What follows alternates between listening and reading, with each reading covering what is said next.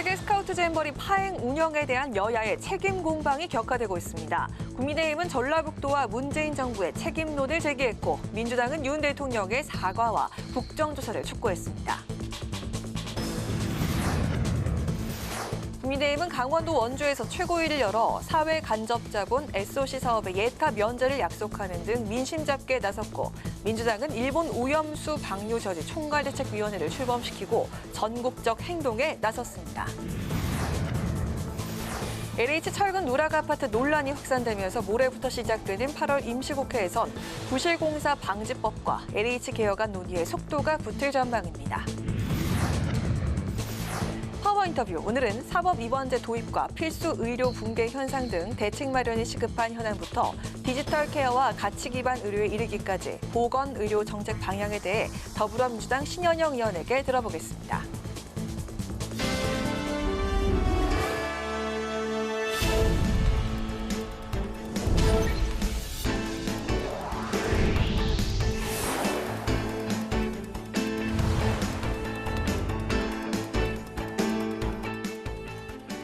여러분 안녕하십니까? 8월 14일 월요일 국회 라이브 6 시작하겠습니다. 세계 스카우트 잼버리 대회는 끝났지만 잼버리 준비 부실 책임을 둘러싼 정치권 공방은 이제 본격적으로 시작됐습니다. 여당은 문재인 정부와 전라북도의 책임론을 주장하고 있지만 야당은 현 정부가 무능해 파행이 벌어졌다고 반박했습니다. 보도에 김동희 기자입니다.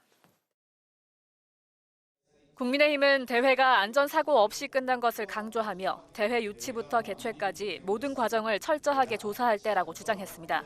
그러면서 잼버리 준비 기간 6년 중 5년을 허비한 문재인 정부의 사퇴 책임이 있다며 예산 집행과 부지 선정 등을 문제 삼았습니다. 세금을 도둑질한 자가 있다면 그 소속과 지위, 신분 고하를 막론하고 반드시 엄벌에 처해야 마땅합니다. 돈을 떼어먹은 자가 주범입니다.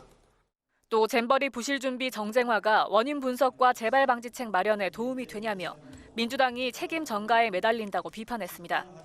국민의힘은 이양수 원내수석 부대표 주재로 관련 상임위원회 여당 간사 회의를 열어 잼버리 파행 원인과 대응책을 논의하고 부지 선정과 관리 감독 부실 문제 등을 지적했습니다. 더불어민주당은 대회를 성공적으로 치렀어도 이전 정부에 공을 돌렸겠냐며 현 정부 무능으로 사태가 벌어졌는데 정부 여당이 남탓만 하는 건 부끄러운 일이라고 맞받았습니다. 민주당은 당이나 과거 정부가 잘못한 부분이 있다면 사과하고 책임지겠다며 정부의 정권 출범 후 1년 반 동안 부실하게 준비한 것을 인정하라고 촉구했습니다. 최소한 이 정부 들어서 있었던 준비 부족에 대해 인정하기 바랍니다. 그래야 집권 세력이 가질 수 있는 최소한의 자세를 갖는 겁니다. 그러면서 국회 차원의 교훈을 남겨야 한다며 국정조사 필요성을 거듭 강조했습니다. 또 윤 대통령에게 충성하는 감사원이 제대로 감사할 수 있을지 의문이라며 본질을 흐리려는 시도를 포기하라고 지적했습니다.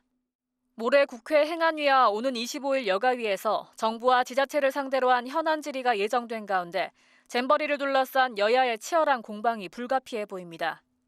국회 방송 김동희입니다. 국민의힘이 강원특별자치도에서 현장 최고위원회의를 열고 강원 지역 발전을 위한 당 차원의 아낌없는 지원도 약속했습니다. 더불어민주당은 일본 후쿠시마 오염수 방류 저지 총괄대책위원회 출범식을 열고 오염수 방류 저지를 위한 총공세에 나섰습니다.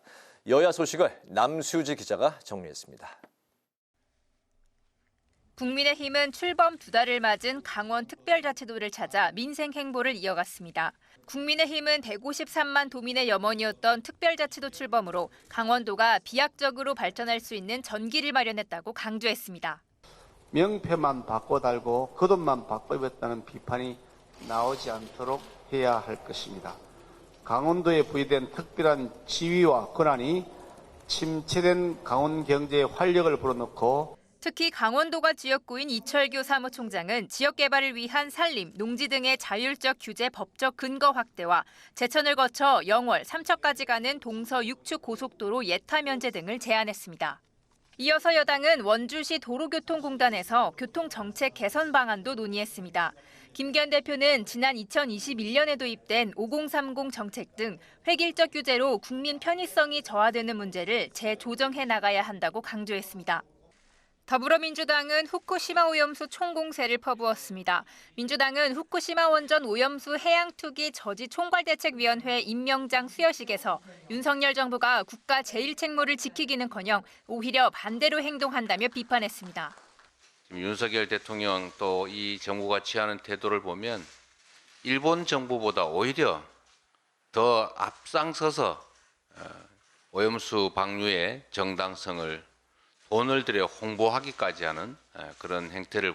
민주당은 윤 대통령을 향해 오는 18일 한미일 정상회담에서 오염수 방류 계획 재검토를 요청해야 한다고 목소리를 높였습니다. 오는 17일에는 오염수 방류는 안전과학 대책이 미비하고 각종 국제협력을 위반한 것이라는 내용의 진정서를 유엔 인권이사회에 낼 예정입니다. 아울러 총괄대책위 차원에서 오염수 방류 저지와 관련해 8월 말 3차 방위를 추진한다는 방침입니다. 총괄대책위는 여론전에도 총력을 다할 것으로 보이는데 오염수 방류 관련 대국민 홍보물 배포와 홍보트럭 전국 순회가 예정돼 있습니다. 국회 방송 남수지입니다. 광복절을 하루 앞둔 오늘 윤석열 대통령이 광복절 특사 2,176명을 확정했습니다. 윤 정부 들어 세 번째 단행된 특별사면 복권 대상은 이중근 전 부영그룹 회장과 박창국 금호석유화학그룹 명예회장 등 경제인 12명이 선정됐고 정치권, 고위공직자 인사로는 김태우 전 서울 강서구청장과 조광환 전 남양주시장, 강만수 전 기획재정부 장관 등 7명이 포함됐습니다. 여야는 광복절 특별사면을 두고 엇갈린 반응을 내놨는데 여당은 국민 통합과 경제 회복을 위한 계기라며 사면안을 존중한다고 밝힌 반면 야당은 대통령의 사법부에 대한 정면 도전이라고 비판했습니다. 국민의힘이 특별재난지역 선포에 대한 인정 범위를 확대하고 보상 금액을 늘려가는 방안을 검토해달라고 정부에 요청했습니다. 이양수 원내수석 부대표는 오늘 열린 강원 현장최고위원회의에서 도로나 다리가 붕괴되는 것과는 다르게 주택이나 상가 붕괴는 대규모 금액의 피해가 나지 않아 특별재난지역 선포 대상에서 제외되고 있다고 말했습니다. 이어 윤석열 정부 들어 침수주택에 대한 지원 금액이 과거보다 늘어났지만 이번 침수 피해를 입은 주택이나 소상공인에게 더 실질적인 보상이 될 수 있도록 당정이 계속 협의해 줄 것을 강조했습니다. 민주당이 고 최수근 상병 사망 사건의 수사 외압 의혹을 제기하며 특검 추진 방침을 밝혔습니다.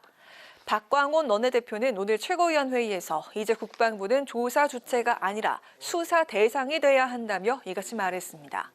국회 국방위원회 야당 간사인 김병주 의원도 이번 사건은 해병대 수사단의 항명 사건이 아니라 국방부와 국가안보실 고위공직자의 직권 남용이 의심된다며 국방위 전체회의 소집을 여당에 촉구했습니다.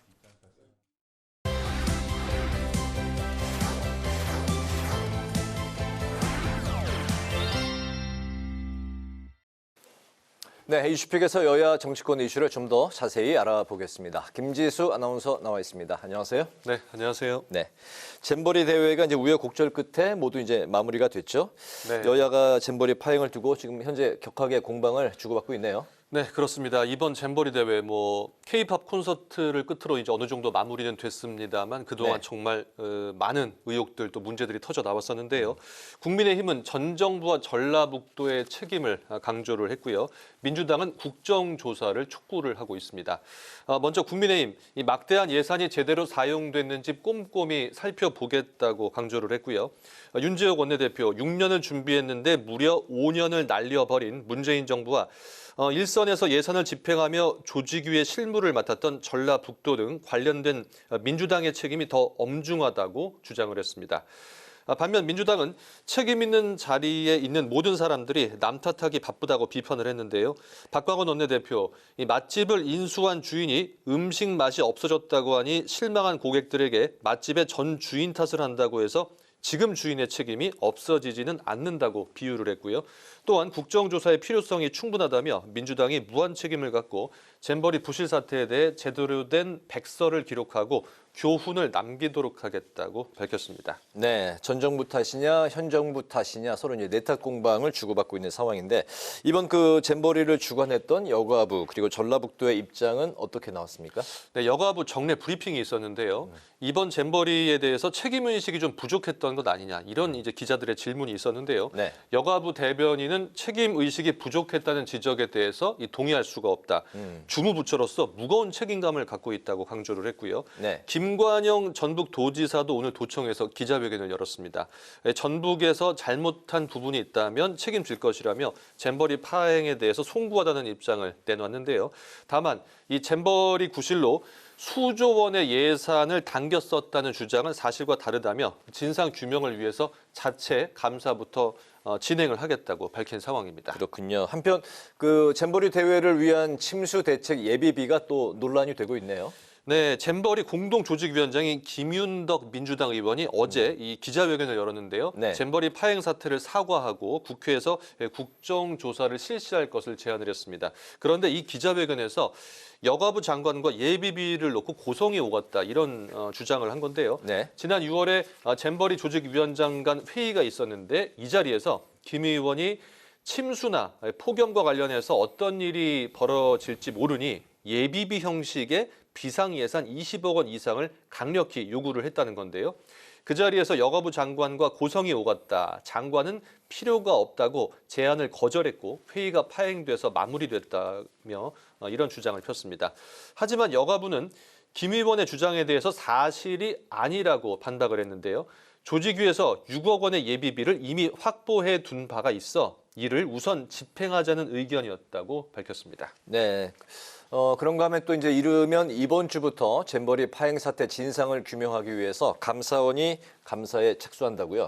네, 감사원이 잼버리 조직위와 전라북도 등 관계 기관을 감사하고요. 또 여가부와 행안부 등 지원 부처에 대해서도 이제 감사를 준비하는 것으로 전해지고 있습니다. 부지 선정과 인프라 구축, 조직위의 운영 실태 등 이 전방위적인 부분에 있어서 진행이 될 예정이고요. 감사 대상이 최소 수백 명이 넘을 것으로 보입니다. 원래는 대통령실이나 국무조정실에서 이 감찰에 나설 것이라는 얘기들이 있었지만 준비 기간이 이 잼버리 준비 기간이 무려 6년이지 않았습니까? 네. 6년이고 1,000억 원이 넘는 예산이 쓰인 만큼 대규모 감사가 필요하기 때문에 감사원이 나서게 된 것으로 알려졌습니다. 또 이제 국회에서도 책임 소재를 파악하기 위한 회의가 열리는데요. 16일에 행안위 전체 회의 그리고 25일에는 여가위 현안 질의가 예정돼 있습니다. 네, 대통령실이나 이제 국무조정실에서 감찰에 나서는 것보단 감사원이 감사를 한다는 건 그만큼 강도 높은 조사를 하겠다 이런 의지의 반영인 거죠. 네. 네, 광복절을 앞두고 윤석열 정부의 세 번째 특별 사면이 단행이 됐는데 그 사면 대상이 2,176명이네요. 그렇습니다. 2,176명에 대해서 15일자 내일 광복절 이제 특사를 단행을 하는데요. 네. 정부는 이번 사면을 통해서 사회를 통합하고 경제 활력을 불어넣는 전기로 삼겠다고 밝혔습니다. 특히 이번 사면이 경제 살리기에 이 초점을 맞춘 만큼 이 기업인들이 대거 사면이 됐는데요. 대표적으로 이중근 부영그룹 창업주와 박찬구 이 금호 석유화학그룹 명예회장 네. 그리고 이호진 전 태광그룹 회장 등 경제인 12명이 포함이 됐습니다. 그렇군요. 근데 이번 사면 대상에 김태우 전 강서구청장이 이제 포함이 되면서 여야가 엇갈린 입장을 내놨네요. 그렇습니다. 김태우 전 강서구청장 문재인 정부 시절에 이 청와대 이 특별감찰반의 비리 의혹을 폭로를 했다가 지난 5월에 이제 선고가 됐습니다. 징역 1년에 집행유예 2년형이 확정이 됐는데요. 네. 그러면서 이제 구청장직을 상실했었거든요. 그런데 이제 국민의힘에서는 이 사면 명단 발표 전부터 이 사면은 대통령의 고유 권한이라며 그가 전 정권의 비리 사실을 날린 공익 제보자라는 점을 부각을 시켰습니다. 또 이번 특사 명단이 확정이 되자 이번 특사가 국민 통합과 경제 회복에 도움이 될 것이라고 평가를 했고요. 헌법에 규정된 절차에 따라 마련이 됐고 이 대통령의 고심 끝에 결정된 이번 사면안을 존중한다고 밝혔습니다. 반면 민주당은 김태우 전 구청장의 사면을 헌법 유린이라며 반발했는데요. 네. 김 전 구청장이 형이 확정된 지 석 달 만에 사면되면서 서울 강서구청장 보궐선거에 출마가 가능해진 점을 비판했습니다. 또한 선거용 꼼수 사면 보도에 벌써 많은 국민들이 의구심을 보이고 있다며 이대로라면 대통령의 사면이 국민을 편가르고 정쟁을 유발하게 될 것이라고 주장했습니다. 네, 헌법 유린이냐 공익 제보자냐 이렇게 이제 충돌을 하고 있는 상황. 그 사면된 김태우 전 구청장이 강석으로 돌아가겠다 이런 입장을 이제 밝힌 상황인데, 그 민주당의 강서구청장으로 출마 예정하고 있는 그런 사람들은 뭐 당연히 반발하는 성명을 냈겠네요. 그렇습니다. 이 강서구청장 보궐선거가 오는 10월에 예정이 돼 있습니다. 그래서 이제 김태우 서울 강서구청장은 이제 내일 특별 사면 대상에 포함이 되면서 10월 구청장 보궐선거에 출마하겠다는 의지를 밝힌 건데요. 오늘 SNS에 이와 관련한 입장문을 냈습니다. 57만 강서 구민이 1심에서 유죄 선고를 받고 재판 중이던 본인을 구청장으로 선택해 주셨다며 남은 시간을 강서구에서 의미 있게 쓰고 싶다며 출마 의사를 밝힌 건데요. 이에 오늘 민주당 강서구청장 보궐선거 출마 예정자 6명이 합동 성명을 냈습니다.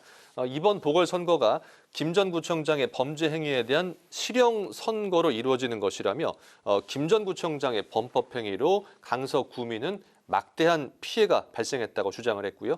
윤 대통령의 꼼수 사면은 강서 구민을 무시하고 우롱하는 작태라고 지적을 했습니다. 그런데 이 국민의힘이 사면 이후 강서구청장 보궐선거 후보로 김태우 전 구청장을 공천할지 여부를 놓고 고심 중인 것으로 전해지고 있거든요. 네. 예, 그래서 향후 이 강서구청장 보궐선거의 향방은 뭐 조금 더 지켜봐야 될 것 같습니다. 네, 총선 6개월을 앞두고 이제 펼쳐지는 올해 10월에 강서구청장 보궐선거, 상당히 그 유의미한 그런 선거로 이제 인식이 되어 왔는데 네. 앞으로 또 하나의 관전 포인트가 될 것 같네요. 오늘 이슈픽은 여기까지 듣도록 하겠습니다. 김지수 아나운서 수고 많았습니다. 네, 고맙습니다.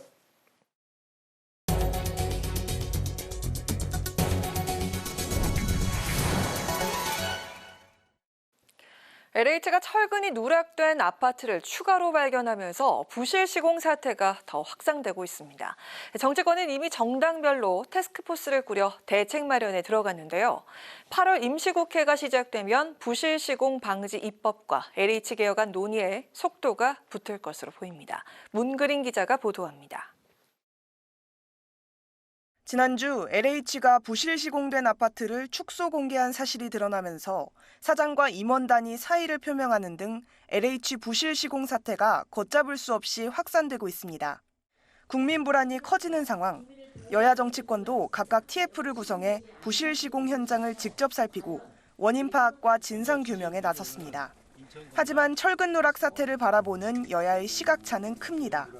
여당은 부실 설계와 시공 등 건설 이권 카르텔의 비정상적 관행을 발본색원해야 한다며 사실상 지난 정부를 겨냥했고, 야당은 부실 시공 아파트 대부분이 현 정부에서 시공됐거나 준공됐다며 반박했습니다. 부실 시공 사태를 국회가 미리 막지 못했다는 자성의 목소리도 높습니다. 국회에 계류된 부실 시공 방지법 대부분이 지난해 1월 광주 아이파크 아파트 붕괴 사고 이후 속속 발의된 법안들로 1년 반이 넘도록 국회가 제대로 심사하지 않았다는 겁니다. 국회가 책임을 다하지 못한 것도 있습니다. 먼저 광주와 인천 붕괴 사고 이후에도 근본적인 대책을 마련하지 못했습니다. 따라서 부실 시공 재발 방지와 처벌 강화, 건설사와 감리사의 안전관리 책임 강화 등을 골자로 하는 관련 법안 10여 건은 국회 국토교통위원회에서 조속히 입법 논의가 시작될 걸로 보입니다. LH에 대한 고강도 개혁도 불가피해 보입니다. 지난해 직원들의 땅 투기 사건 이후에도 LH가 개혁을 하지 못했고, 이번 부실 시공 사태까지 겹치면서 정치권에서는 조직 해체 수준의 황골 탈퇴가 추진될 것을 시사했습니다.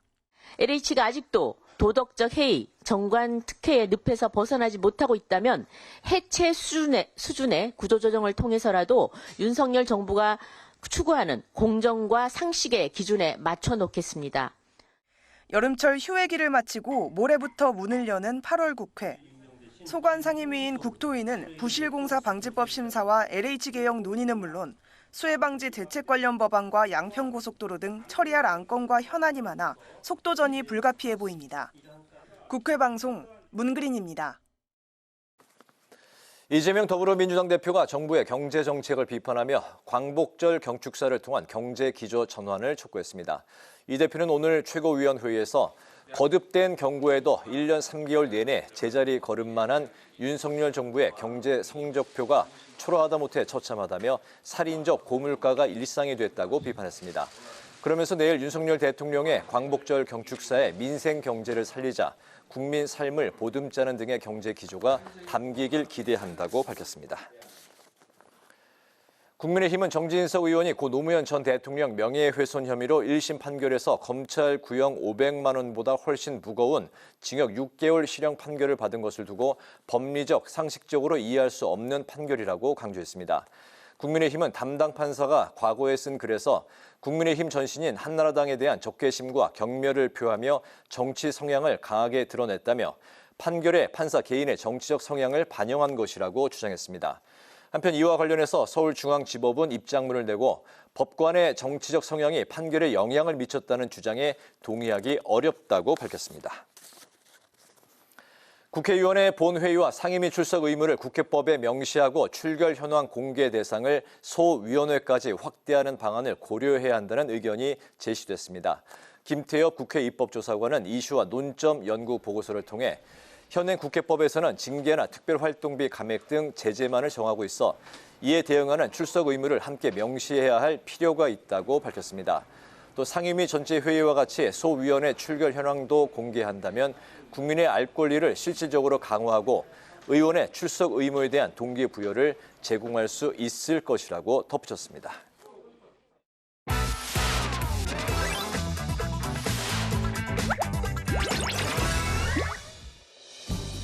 8월 14일 강아랑이 전해주는 정치권의 뜨거운 말말말, 강아랑의 정치랑입니다.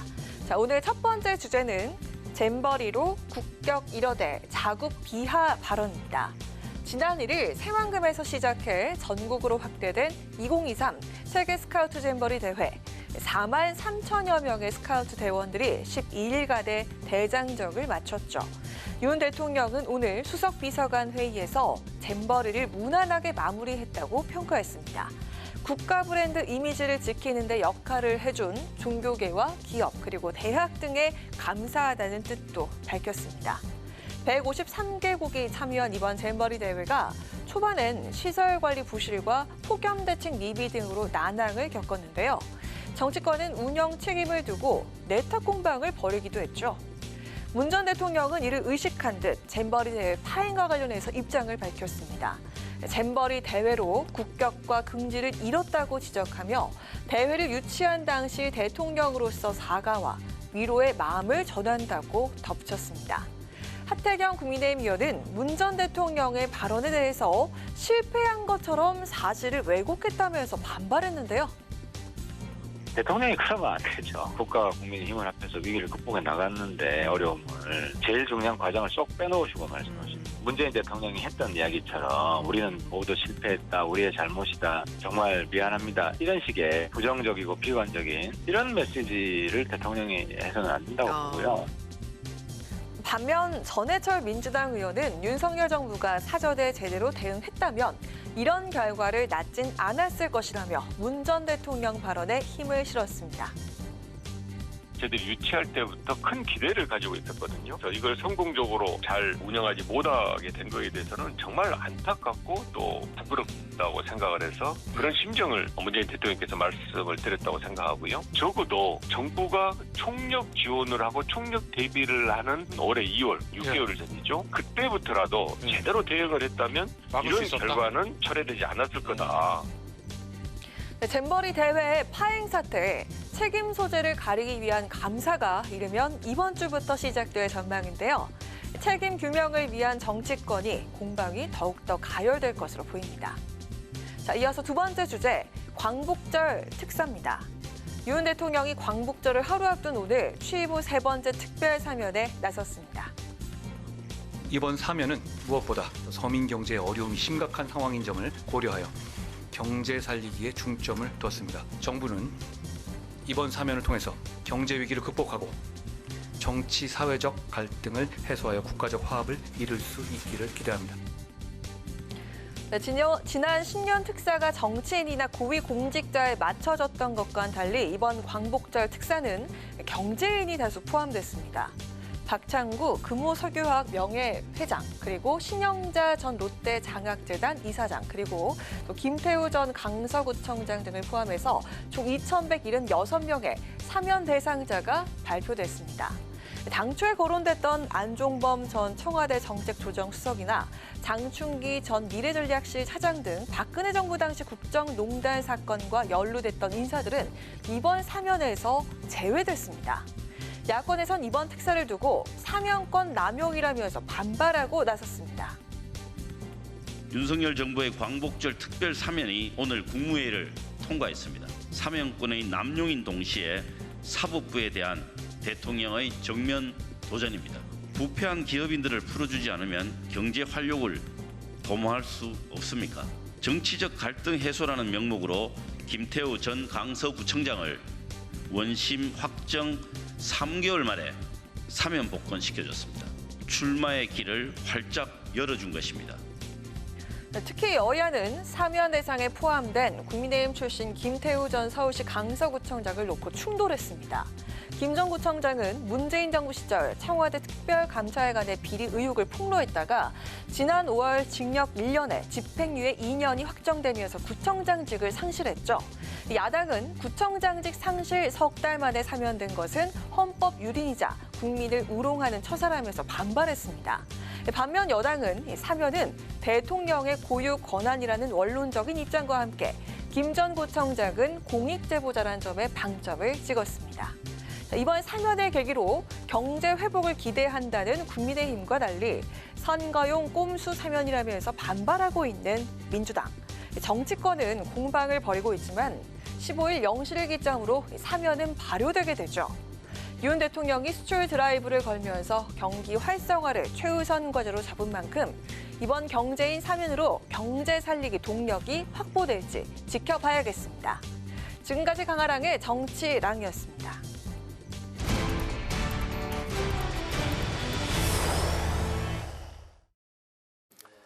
국회가 보름간의 휴회기를 마치고 16일부터 8월 임시회를 시작합니다. 각 상임위도 본격적인 회의에 돌입하면서 잼버리 책임론과 이동관 인사청문회 등을 둘러싸고 여야 충돌이 예상되는데요. 국민의힘 한무경 의원을 연결해서 여당의 관련한 입장을 들어보겠습니다. 의원님 안녕하십니까? 안녕하세요. 네, 안녕하세요. 네, 얼마 전에 저희 뉴스에 출연하셨고 또 이렇게 전화로 연결하니까 아주 반갑습니다. 네, 바로 이제 질문 드리겠습니다. 그동안에 저희가 또 축하할 일이 생겼네요. 수상 축하 인사부터 드리겠습니다. 축하드립니다. 네. 네. 법률소비자연맹이 주관하는 대한민국 헌정대상 수상자로 선정이 되셨는데요. 납품단가 연동제, 여성기업 활성화, 벤처투자 촉진 등 기업인 출신의 현장 경험을 살린 입법 활동이 많은 분들의 좋은 평가를 받은 것 같습니다. 개인적으로 가장 의미가 있었던 의정 활동으로 어떤 걸 꼽고 싶으실까요? 네, 먼저 축하해 주셔서 감사하고요. 대한민국 헌정대상은 전국 270여 개 시민사회단체 평가로 선정된다는 점에서 아주 의미 있는 상이라고 저는 개인적으로 생각하고 있습니다. 네. 지난 3년간 많은 의정 활동을 했는데요. 그중에서 두 가지만 먼저 말씀드리자면 중소기업인들의 오랜 수건이었던 납품대금 연동제의 법제화입니다. 그동안에 원자재 가격이 폭등해도 대기업의 납품 단가에 반영시킬 수 있는 법적 근거가 없었는데요. 이 법이 도입되면서 중소기업들은 원자재 가격 상승으로 인한 경영 부담을 이제 덜 수 있게 되었습니다. 이는 우리나라 중소기업 경쟁력을 한층 강화할 수 있는 초석이 되었다고 생각을 합니다. 그리고 또 지난 6월에는 스타트업과 대기업 간 기술 탈취 분쟁에 있어서 대표적인 사례였던 알고케어와 롯데헬스케어를 직접 중재하면서 합의를 이끌어냈는데요. 대기업과의 분쟁이 생기면 이는 힘의 논리로 결정이 되는 수가 많습니다. 그런데 서로의 합의로 새로운 상생협력 모델을 발굴했다는 점에서 저는 아주 개인적으로 의미 있는 시간이었다고 생각합니다. 네. 네, 지난주로 잼버리 대회가 종료가 됐습니다. 하지만 정치권의 책임 공방이 본격적으로 시작이 된 것 같은데요. 이재정 산자위원장이 잼버리 장소의 전기 설비가 60%만 안전 진단을 통과했고 이 결과도 개막 당일에 통보된 사실을 점검하겠다 이렇게 밝혔습니다. 이 문제를 비롯해서 잼버리 파행의 원인 제공 및 1차적 책임은 어디에 있다고 보십니까?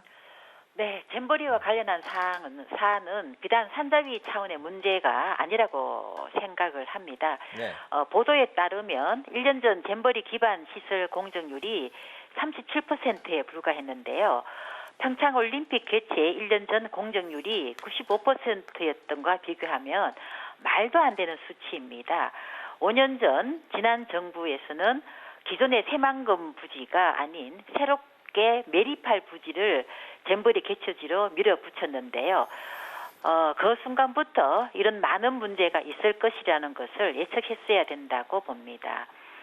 전기시설뿐 아니라 대회 유치부터 예산 집행까지 잼버리 파행의 문제와 책임 소재를 파악하기 위해서는 감사원 감사가 필요하다고 생각하고요. 야당에서는 지금 국정조사를 주장하고 있지만 국정조사는 감사원 조사에 비해 긴 시간이 소요될 뿐 아니라 자칫 국정조사가 정쟁의 대상이 되어 제대로 된 결론을 도출하기 어려울 가능성이 있어 감사원 감사가 저는 먼저라고 생각됩니다. 감사원 결과에 따라 산자위 소관 부처에 문제가 있다면 그에 상응한 조치가 상임위 차원에서 필요할 것으로 보입니다. 네. 국민의힘 우리 바다 지키기 TF 위원으로도 활동하고 계신데요. 네. 정부가 이번 주에 방류와 관련한 한일 실무 협의를 매듭 지을 계획으로 전해졌습니다. 정부 여당이 국민 불안을 해소할 확실한 조치를 취할 필요가 있어 보이는데 이 부분에 대해서 어떤 생각을 갖고 계실까요? 네, 문재인 정부에서는 2020년에 후쿠시마 오염 처리수 방류는 일본의 주권적인 영토 내에서 이루어지는 사안이라고 밝힌 바 있는데요. 윤석열 정부는 일본이 국제사회와 약속한 대로 방사능 오염 처리수를 기준치 이하로 방류하는지 그리고 이를 어떻게 확인할 것인지에 중점을 두고 있습니다. 그래서 지난달 12일에 있었던 한일 정상회담에서 우리나라는 후쿠시마 오염 처리수를 방류할 경우 세 가지를 일본에 요구를 했습니다. 첫째, 실시간으로 모니터링 정보를 공유하고 둘째, 방류 점검 과정에서 우리 전문가를 참여토록 요구했고요. 셋째로 오염 처리수 농도가 기준치를 초과할 때는 즉각 방류를 중단하라는 것이었습니다. 그런데 오늘 언론 보도에 따르면 일본 정부가 우리나라 정부의 요청 사항을 대부분 수용하였고 디테일한 내용은 더 조율하고 있다고 합니다. 방류 정보가 투명하게 공개되어야 국민들의 오해를 불식시키고 신뢰를 얻을 수 있는 만큼 앞으로 우리의 요청이 관철될 수 있도록 정부에 계속 독려를 하겠습니다. 그리고 마지막으로 후쿠시마 오염 처리수 방류와 관련해서 가짜 뉴스가 유포되면서 어업 종사자분들이 실질적인 피해를 입고 있습니다. 윤석열 정부가 적극적인 대응을 통해 피해를 최소화하기 위해 많은 노력을 하고 있다는 말씀을 드리고요. 그리고 국민 여러분들께서도 가짜뉴스 등 정치적 선동에 동요되지 않기를 거듭 당부드리고자 합니다. 네, 얼마 전 출연에 이어 오늘 전화 연결까지 감사드립니다. 오늘 말씀 여기까지 듣겠습니다. 고맙습니다. 네, 감사합니다. 네. 네, 지금까지 한무경 국민의힘 의원과 이야기 나눠봤습니다.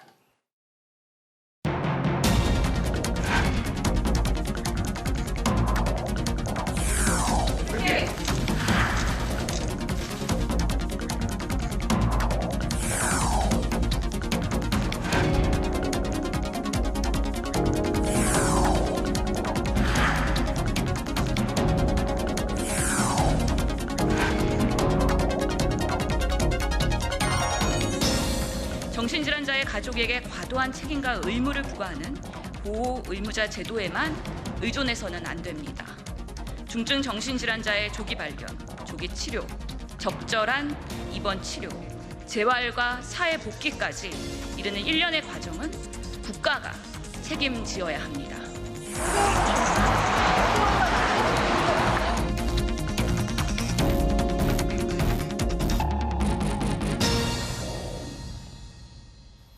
생명과 직결된 필수 의료 붕괴와 최근 잇따르는 이상 동기 범죄와 연관된 중증 정신질환자 치료 등 대부분 사건 사고가 있을 때 반짝 이슈에 그치고 마는 게 대부분인데요. 시급한 현안부터 새로운 방향 모색까지 보건의료 정책에서 고민해야 할 것이 무엇인지 오늘은 더불어민주당 신현영 의원께 여쭤보도록 하겠습니다. 의원님 어서 오십시오. 반갑습니다. 네, 반갑습니다. 반갑습니다. 네. 그 6월과 7월 두 달에 걸쳐서 의료 현안 토론회를 여셨는데 이게 이제 보통 토론회는 그 한 번 일회성이 이제 많은데 이번에는 5회에 걸친 시리즈 토론회였습니다. 연속 토론회를 여셔서 더 주목을 받았는데 어떻게 이런 그 연속 토론회를 열게 되셨고 또 어떤 주제들을 다뤘는지 먼저 처음부터 좀 들어볼까요? 예, 실제로 5번의 연속 토론회 준비하는 게 상당히 만만치 않은 일인데, 그럴 것 같습니다. 예, 이 자리를 빌어서 저희 보좌진들 그리고 실무 관계자분들에게 다시 한번 감사의 말씀. 기획은 의원님이 하신 거죠? 예, 그렇습니다. 네. 실제로 우리가 최근에 간호법 사태를 겪으면서 보건의료의 직능 간의 갈등이 상당히 불거졌거든요. 그런 상당한 안타까움을 바탕으로 해서 우리 보건의료의 좋은 정책들이 뭔가 갈등과 주장으로 귀결되는 게 아니라 타협과 소통으로 좋은 결론을 낼 수 있다는 것을 연속 토론회를 통해서 보여드리고 싶었다는 게 첫 번째입니다. 네. 그리고 앞으로도 국민 건강과 생명을 위해서 굵직한 이런 보건의료의 현안들이 많이 지금 발생할 것으로 보이는데 예를 들어서 필수 의료와 관련된 의사 정원 확대를 어떻게 현명하게 해결할 것이냐. 그리고 여러 가지 지역의 취약 의료들은 우리 국민들이 소아과나 산부인과 이런 치료를 받고 싶어도 지금 최근에는 응급실 뺑뺑이 사태와 더불어서 제대로 된 진료를 적시에 못 받는 그런 문제들이 있는데요. 이런 부분들이 결국에는 환자와 의사와의 이런 불신으로 귀결되게 되고 그럼으로 인해서 의사와 환자의 소송으로 또 이렇게 징벌적인 형사처벌까지도 귀결되는 안타까운 의료 현장에서의 모습을 보면서 의사들의 최선의 진료를 할 수 있는 환경 그리고 그 결과가 의도하지 않은 방향일 때 과연 징벌적으로 형사처벌하는 게 정당한 거에 대한 것에 대한 그런 여러 의견들의 토론이 있었고요. 또한 의사정원 확대를 단순히 확대만 한다고 해서 필수 의료가 해결될 것이냐. 그렇지 않고 그 내부에서의 디테일한 기전들이 매우 중요하기 때문에 결국에는 젊은 의사들이 내가 의사면허를 따고 나서도 정말 필요한 분야로 지원할 수 있도록 하는 국가의 역할은 무엇인지에 대해서 국가의 지원을 강화해야 된다는 이야기까지 다양한 스콥에서의 그런 환자 그리고 의사 그리고 여러 직능들이 다 같이 모여서 이야기할 수 있는 국회의 그런 소통의 장을 만들었다는 데 의미가 있고요. 특히 국회가 뭔가 어떤 이슈에 대해서 분열이나 갈등을 조정하는 게 아니라 오히려 소통과 화합을 통해서 정말 중재할 수 있는 역할을 할 수 있다는 걸 보여주기 위한 그런 노력의 일환이었다고 생각을 합니다. 한 5분 동안에 그 5번의 그 토론회를 다 들은 것 같아요. 지금부터 하나하나 더 좀 깊숙이 들어가서 여쭤보도록 하겠습니다. 아니 그래서 그런지 여름 동안 국회 방송 TV를 틀면 계속 의원님이 나오시더라고요. 예, 중계를 해주셔서 진심으로 감사드립니다. 저희의 일이죠. 감사합니다. 네. 의료계 그 현안 중에 가장 그 피부에 와닿는 게 있습니다. 바로 그 필수 의료 붕괴가 아닐까 싶은데 요즘 그 소아과 진료를 좀 받으려면 오픈런을 해야 되고 하루 종일 기다려도 못 들어가는 경우도 많다 이런 얘기가 있습니다. 그리고 그 뭐 피부과나 성형외과 위주로 쏠림 현상이 나타나고 있다는 얘기도 계속 들리고 맞습니다. 있는데요. 생명과 직결되는 필수 의료 붕괴 현상이 이렇게 이어지고 있는데 의사들이 힘든 건 안 하려고 한다. 이렇게만 말해선 좀 답이 안 나올 것 같습니다. 예, 맞습니다. 이제는 더 이상 뭐 선의에만 의존하는 그런 선의의 의사한테만 의존할 수 있는 우리나라의 의료 시스템은 아니라고 보고요. 필수 의료를 공고하게 할 수 있는 시스템적인 강화가 필요할 텐데요. 최근에 요즘 부모님들 너무 힘드시죠. 우리 아이가 아프면 어느 소아과에 가야 되나, 응급실에서 진료 받을 수 있을까 너무 고민이 많습니다. 이런 부분에 있어서의 취약점을 우리가 들여다봐야 되는데 결국에는 여러 의사분들이 배출이 됐을 때 내가 무슨 과를 선택할까 할 때 정말 필요한 소아과, 내과, 산부인과 이런 주요과에 지원을 하더라도 내가 뭔가 상대적인 박탈감이나 충분한 보상을 예? 소득에 대한 보상 때문입니까? 여러 가지 이유가 있을 텐데 우선은 그런 노동량의 강도가, 노동량의 강도가? 다른 과들과는 상당히 차이가 있다는 거죠. 예를 들어서 응급 환자나 중환자가 발생하면 오히려 더 밤새서 근무를 해야 된다거나 그렇군요. 휴일이나 주말 당진 같은 것들이 상당히 요하고요. 또 그 과에 의사들이 줄면 줄수록 나한테 할당되는 노동이 더 과해지기 때문에 결국에는 의사들도 삶의 질에 대한 고려를 할 수밖에 없는 네. 부분. 그리고 그렇게 당직을 씀에도 불구하고 충분하고 적절한 보상을 받지 못하기 때문에 의료 경영자의 입장에서는 그 과의 인원을 축소하려고 하거나 그럼 진로 영역을 축소하려고 하거나 네. 그러면서도 요즘에는 대학병원에서도 소아과 응급실이나 이런 것들을 폐쇄하거나 오히려 축소하는 그런 현상들이 나타나면서 국민들이 많은 우려가 있기 때문에 이런 필수 의료는 공적인 영역에서의 국가가 책임질 필요가 있다라는 부분이 있고요. 그런 면에서의 의사 양성부터 트레이닝부터 그리고 여러 가지 처우 개선에 있어서 단순히 민간의 의료기관에 일임하는 게 아니라 국가가 조금 더 적극적으로 지원해서 그런 의사들을 더 양성할 수 있는 시스템을 발판에 마련해야 된다라는 생각을 가지고 토론을 하게 됐습니다. 네, 코로나19를 계기로 비대면 진료도 8월 국회가 열리면 본격적으로 이제 논의될 예정이죠. 그 의사들은 이 부분에 대해서 이제 그 비대면 진료에 대해서 이제 전체적으로 좀 이렇게 반대 입장인 걸로 알고 있는데요. 의원님이 이제 관련 법안을 내셨는데 아무래도 이제 진료 행위다 보니까 안전이 이제 관건일 것 같습니다. 의원님이 생각하시는 바람직한 비대면 진료의 모델이 있다면 좀 어떤 게 될까요? 예, 우리가 코로나의 장기간을 경험하면서 비대면 진료를 환자도 그렇고 의료진도 그렇고 경험을 하면서 이 부분이 무조건 반대만 해서는 안 되겠다라는 생각에 전환이 있었습니다. 네. 그렇기 때문에 의료계에서도 비대면을 대면 진료를 중심으로 하면서 비대면 진료를 어떻게 잘 합리적으로 접목할 것인가에 대한 고민을 같이 하고 있다고 말씀드리고 싶고요. 단순히 이게 비대면 진료가 편리성만을 가지고서는 주장할 수는 없다고 생각합니다. 결국에는 안전하고 정확한 진료를 받기 위해서는요. 네. 대면 진료를 중심으로 하면서도 비대면을 잘 활용하는 방식으로 되어야 될 텐데요.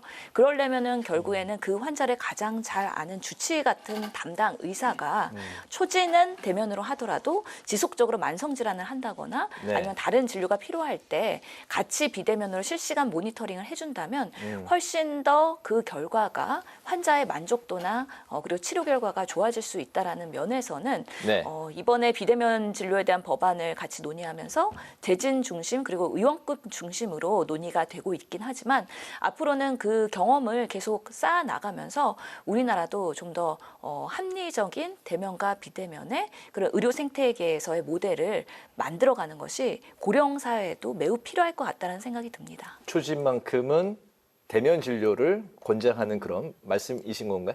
예, 우선은 재진으로 한정해서 비대면을 시작을 해야 될 것으로 보이는데요. 그 이유는 제가 우리 앵커님들 만약에 제가 의사로서 진료를 한다 그러면 네. 직접 보고 진료하는 거에 진단의 정확성과 화상을 통하거나 아니면 전화로 했을 때의 진단의 정확성은 상당히 차이가 있을 수 환자 있습니다. 입장에서는 뭐 그 대면 진료를 좀 희망을 많이 하겠죠.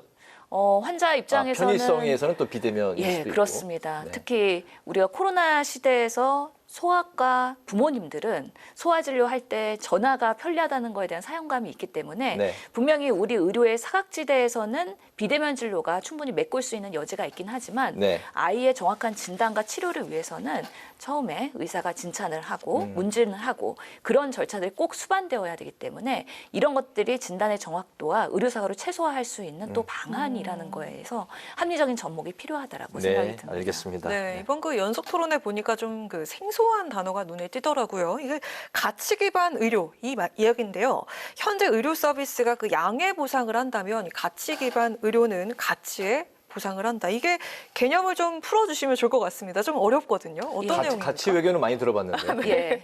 그래서 밸류라고 하는 이 가치를 우리가 어디에 둘 것이냐. 결국에는 환자의 가치. 우리 의료가 제공하는 의료진 중심으로 돌아가는 시스템이다 보니까 환자분들의 그런 치료의 결과에 대해서는 좀 소외되는 경우들이 있습니다. 그래서 결국에는 환자의 치료를 가장 잘 했을 때 국가가 그 재정에 대해서 인센티브를 주는 방식으로의 진료 시스템이 전환이 된다고 하면 의사, 간호사, 간호조무사 여러 직능 간의 협력을 통해서 가장 비용 효과적으로 박리담회로 검사를 많이 하면서 뭔가 수익을 내는 그런 구조가 아니라 정말 한정된 자원을 가지고 환자에게 최선의 검사와 최선의 치료만 하면서도 효과적인 결과를 도출할 수 있다는 거죠.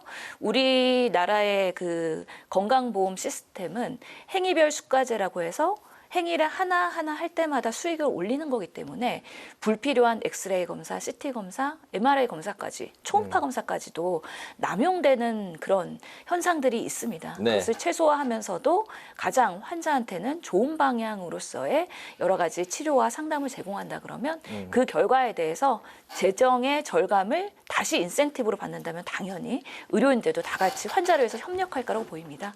이런 개념의 전환이 있어야 직능 간의 갈등이나 아니면은 서로 경쟁을 통해서 뭔가 수익을 내려는 지금 그런 부작용을 최소화할 수 있을 거고, 특히 고령화 시대에는 많은 의료량이 늘어날 수도 있고요. 그러면서 여러 가지 복합 질환을 갖고 있는 어르신들이 여러 가지 검사나 치료나 이런 것들이 남발되지 않으면서도 꼭 필요한 우선순위를 하면서도 만족감을 갖고 좋은 결과를 도출하지 않을까. 이런 발상의 전환이 근본적으로 있어야 우리 고령 시대를 맞이하는 보건의료에서의 정책에 뭔가 합리적인 대안이 되지 않을까라는 생각을 하고 있습니다. 네. 아, 그런 거였군요. 그 올 하반기 건강보험 종합계획의 가치 기반 의료의 기본 방향성을 잡겠다, 이렇게 보건복지부가 밝혔습니다. 이 가치 기반 의료를 일단 시범적으로 추진을 해본다면 어떤 형태가 될 수 있을까요? 예, 우선은 1차 의료부터 시작을 할 수 있을 것 같은데요. 이미 비슷한 컨셉으로 만성질환 시범 사업이 시작되고 있는데, 당뇨 환자를 치료하는 데 있어서 너무 불필요한 검사들이나 그런 것들을 자주 하는 것보다는 당뇨 합병증을 잘 체크하기 위해서 필요한 적기에 당뇨를 보는 내과 의사, 그리고 당뇨의 합병증을 안저검사를 할 수 있는 안과 의사들이 필요한 적기에 꾸준히 하면서 합병증이 발생하기 전에 조기 발견을 한다면 훨씬 더 의료의 재정이 절감될 수가 있거든요. 네. 조기 진단을 하고 조기 치료를 할 수 있는 방식으로의 그런 여러 가지 방향으로의 의료 영역에서의 시범 사업이 이루어질 수 있을 것 같은데, 단순히 이게 강제로 하는 게 아니라 의료계 현장에서 바닥부터 우리가 한번 해보겠다라고 참여 의사가 있는 팀부터 다학제로 시작하는 게 제일 좋을 거라는 생각이 들어서, 그런 시범 사업들을 통해서 좋은 결과와 그리고 지표들과 이런 것들이 도출이 되면 아마 지금의 여러 가지 행위별 수가제의 한계의 시스템을 전환하는 데 있어서 조금 더 근거가 마련될 거라고 생각을 합니다. 네. 설명 굉장히 잘해주셔서 쉽게 이해가 되는 것 같으면서도 또 어려운 내가 지금 부분이죠. 이해를 제대로 하고 있나 또 생각도 들고, 아무튼 오늘 되게 뜻깊은 시간이 되고 있네요. 그 질문이 앞으로도 좀 많이 남아 있습니다. 그 냉장고 영아 유기 사건에서 촉발된 출생 통보제 그리고 보호 출산제도 보건복지위의 이제 그 쟁점인데, 그 출생 통보제는 여야 이견이 없이 국회를 이제 통과했는데요. 보호 출산제는 취지에는 이제 공감을 하지만 진중해야 한다. 이게 이제 야당의 그 입장인 거죠. 그 어떤 점이 좀 우려가 되는 부분일까요? 예, 보호 출산제는 실제로 아동 단체, 전문가 단체에서 반대를 하고 있습니다. 그만큼 야당의 주장이라기보다는 현장에 있는 아동들의 목소리에 대변하는 많은 단체들이 반대를 하고 있다라고 생각이 드는데요. 실제로는 그 출생 통보제를 통해서 병원에서 출생하는 아이들에 대한 출생 통보가 조금 더 적극적으로 등록이 된다면 이런 방치되는 영아들은 최소화되겠지만, 결국에는 이런 위기 임신의 상황에서 근본적인 접근이 필요하다라는 것이 우리 민주당의 주장입니다. 네. 이 위기 임신, 예를 들어서 미혼모가 임신을 했다거나 아니면 여러 가지 이혼 과정에서의 임신, 그리고 기타 외국인 노동자들이 불법 체류자들의 임신, 이런 임신들이 출산이 되었을 때 국가에서 제대로 등록되기도 어렵고, 사실 부모로서 이 아이들을 등록하는 데 있어서도 꺼려하는 부분들이 많거든요. 이런 위기 임신 여성들에 대한 지원이 먼저 근본적으로 마련되어야 된다. 이런 분들이 본인이 출산이나 아니면 출산 이후의 아이의 양육을 포기하지 않도록 국가가 여러 가지 인프라를 지원을 해야 될 텐데요. 24시간 한라인으로 상담을 할 수가 있어야 되고요. 이분들이 스스로 경제활동을 하면서도 아이를 양육할 수 있도록 하는 한부모의 그런 가정들에 대한 지원이 조금 더 강화돼야 되고요. 결국에는 이런 아이들이 입양되거나 위탁가정에 가지 않도록 하기 위해서는 충분히 그 자생력을 키우기 위한 국가의 여러 방식으로의 지원들이 필요한데요. 그런 부분들의 논의가 부족한 상황에서 무조건 보호 출산제만 통과가 된다고 하면 네. 병원에서 익명 출산을 하고 출산 이후의 아이들은 시설이나 아니면은 입양으로 이렇게 밀려나게 되는 그런 부작용들이 있기 때문에 보호 출산제를 전반적으로 반대하는 건 아니지만 이런 근본적인 시스템을 미리 마련한 이후에 논의를 해야 된다. 그 정책의 우선순위에 있어서의 그 의견을 민주당에서 주장을 하고 있는 거라고 말씀드리겠습니다. 알겠습니다. 5번 이제 토론회를 거친 그 말씀들을 이 자리에서 하고 계신데 못다한 말씀이 있다면 다음번에 또 이제 이 자리에 오셨을 때 저희가 섭외해서 이제 그때 말씀을 들었으면 좋겠고요. 이제 그 이슈를 좀 바꿔보겠습니다. 현재 그 의원님이 여성가족위의 간사도 지금 맡고 계시죠?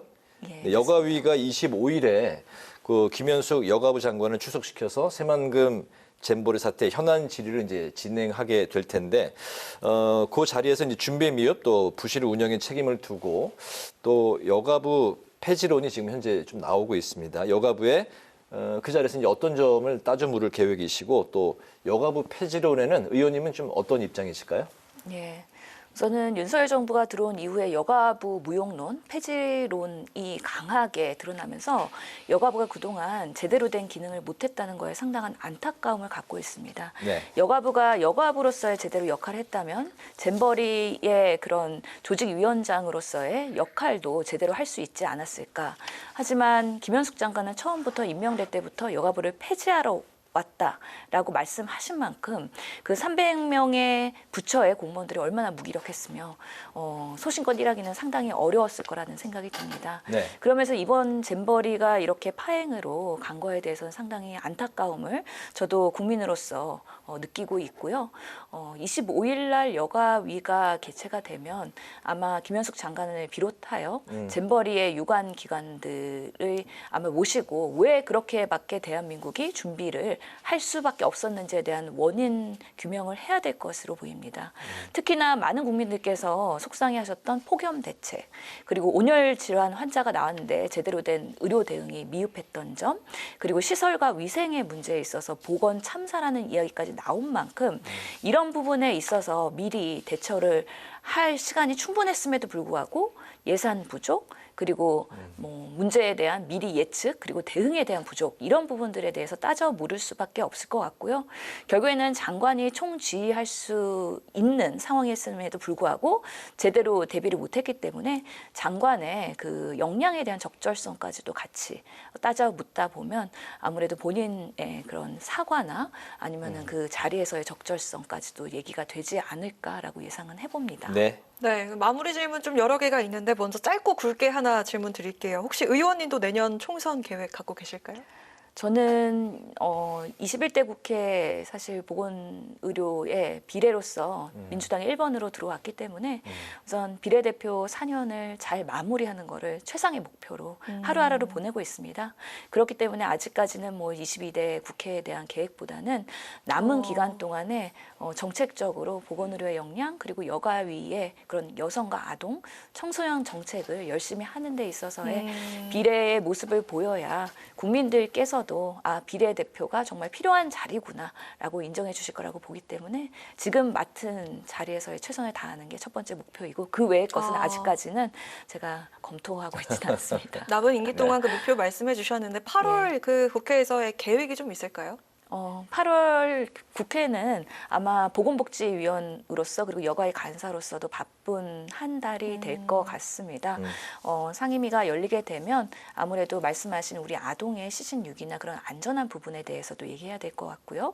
잼버리에 대한 문제점과 재발 방지를 위한 그런 부분도 얘기를 해야 될 거고 또 여전히 코로나가 계속 확산되고 있는 상황입니다. 그렇기 때문에 언제 신종 감염병이 다시 올지 모르는 상황에서 안전한 감염병 대한민국을 만드는 데 있어서 그래도 비례대표로서의 역할을 충실히 하는 게 정말 국민들이 뽑아주신 이유이지 않을까 생각을 합니다. 네, 비례대표 의원분들 중에서도 이제 그 좀 지역구를 이제 정한 분들도 많이 계시다고 했는데 아직까지는 못 정하신 걸로 저희가 이해를 좀 할게요. 다음에 또 출연하실 때 관련해서도 또 이제 말씀을 좀 들어보고 오늘 그 못하신 말씀 있으시면 꼭 이거는 내가 오늘 좀 하고 싶다라는 말씀 있으시면 좀 짧게 마지막으로 들어볼까요? 예, 제가 그 에스토니아에 있는 비대면 진료와 디지털 헬스케어에 대한 정책을 보고 왔는데요.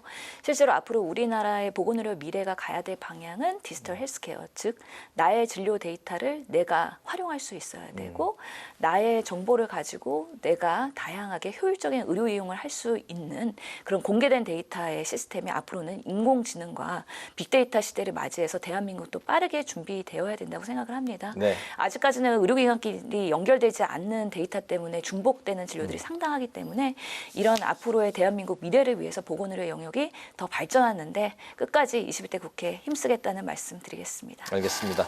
오늘 파워 인터뷰에서는 신현영 더불어민주당 의원과 함께 보건의료 정책 방향에 대해서 관련 말씀을 깊게 나눠봤습니다. 오늘 말씀 잘 들었습니다. 고맙습니다. 감사합니다. 네, 오늘 국회 라이브 6는 여기까지입니다. 시청해주신 여러분 고맙습니다.